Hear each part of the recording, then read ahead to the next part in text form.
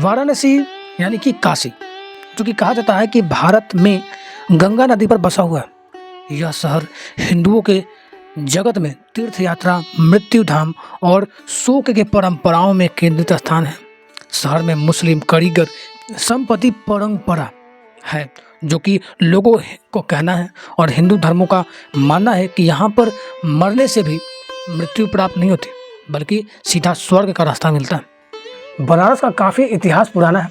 और आखिर ये बनारस का मेन बात क्या है, आखिर बनारस किस तरह से जाना जाता है, और सबसे पुराना विद्यालय बनारस में कौन सा यूनिवर्सिटी था, और साथ ही साथ ये कब तैयार हुआ था, ये सारी बातें हम इस वीडियो में बताने वाले हैं। तो हमारे चैनल पर आ गए तो हमेशा की तरह ही बात करेंगे कि सब्सक्राइब जरूर कर लीजिएगा और शेयर के साथ साथ लाइक भी करें, ताकि हमें पता चले कि ये वीडियो आपके लायक है और हम इतना मेहनत करते हैं ताकि आपको भी पता चल सके।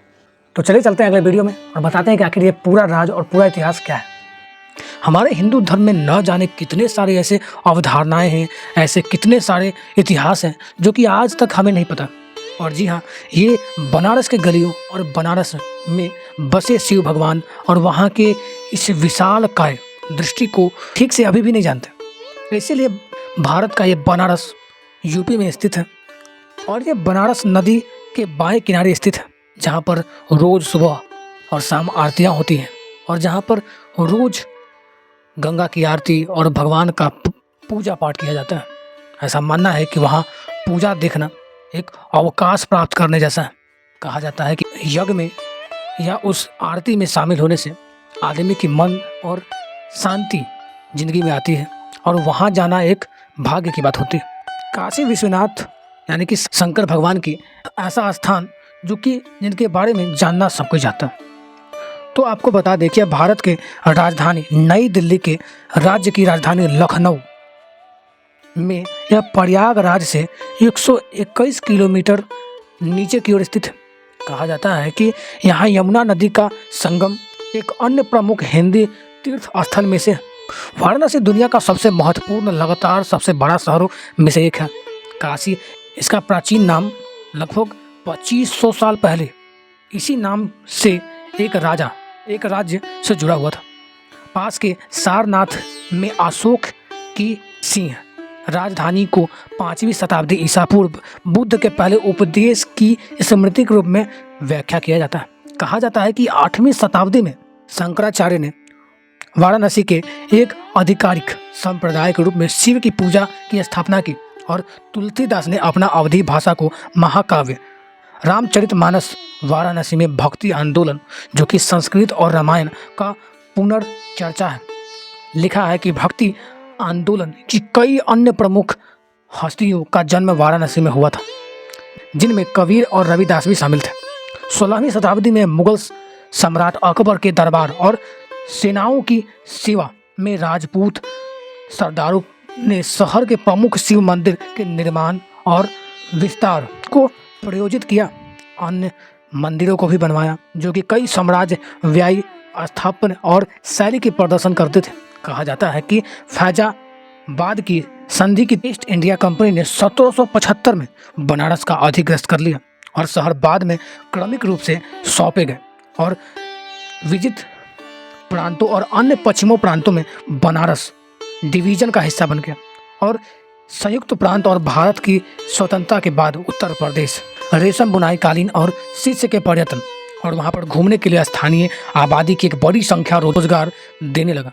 जैसे कि बनारस में लोकोमोटिव वर्क और भारत के हैवी इलेक्ट्रिशियंस, यह शहर दुनिया भर में अपने कई घाटों में खड़ी उतरा। नदी के किनारे पानी तक जाने वाले सीढ़ियों के लिए जाना जाता है। तीर्थयात्री दशाश्रेभ मेघ घाट, पंचम घाट और मणिकर्णिका घाट और हरिचंद घाट विशेष रूप से इसमें बताया गया है कि इन घाटों में लगभग 2 घाट हैं जहां पर हिंदू अपने मृत्यु को संस्कार करते हैं, और अपने मृत्यु को प्राप्त करने के साथ साथ वो स्वर्ग भी सिधार जाते हैं। वाराणसी में हिंदू वसंगवली और रजिस्टर यहाँ रखे गए हैं। वाराणसी में उल्लेखनीय मंदिर में शिव की काशी विश्वनाथ मंदिर और संकट मोचन हनुमान मंदिर और दुर्गा मंदिर है। कहा जाता है कि ये कुछ मंदिरें हैं जो कि शहर लंबे समय तक एक शैक्षिक और पढ़ाई के साथ साथ संगीत का केंद्र रहा है, और लोग यहाँ पर दूर दूर से यहाँ पर सीखने आया करते थे।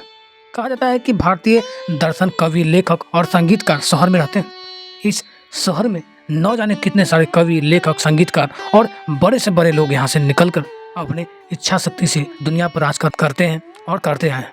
यह वह स्थान है जहाँ पर हिंदुस्तानी संगीत का बनारस घराना विकसित हुआ था।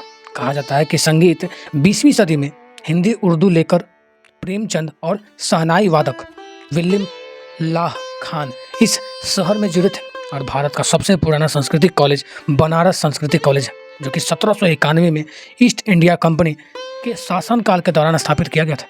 बाद में बनारस में शिक्षा 19वीं सदी के अंत में भारतीय राष्ट्रवाद के उदय में काफ़ी प्रभावित हुई। एनी बेसेंट ने 1898 में सेंट्रल हिंदू कॉलेज की स्थापना की। 1916 में उन्होंने और मदन मोहन मालवीय ने बनारस हिंदू विश्वविद्यालय की स्थापना की, जो कि भारत का पहला एक आधुनिक आवासीय विद्यालय था। और काशी विद्यापीठ की मनमोहन मालवीय बनारस हिंदू विश्वविद्यालय की स्थापना हुआ था और आज भारत का पहला आधुनिक आवासीय विद्यालय था। और काशी विद्यापीठ की स्थापना 1921 में महात्मा गांधी द्वारा असहयोग आंदोलन द्वारा प्रकृत की गई थी। और यही कारण है कि आज बनारस हमारे लिए एक बेहतर साबित होता है और ये महाकाल की नगरी भी कहा जाता है। लेकिन ये सभी चीज़ें कितना पता ये तो नहीं पता, लेकिन हम इस वीडियो में यही बताने की कोशिश किए कि सबसे पहला विश्वविद्यालय जो था वो बनारस का था और इस बनारस ने हमें बहुत कुछ दिया और इसलिए बनारस हमारा धरोहर है। तो मिलते हैं अगले वीडियो में कुछ नई बातें और कुछ नई जानकारी के साथ। जय हिंद, जय भारत।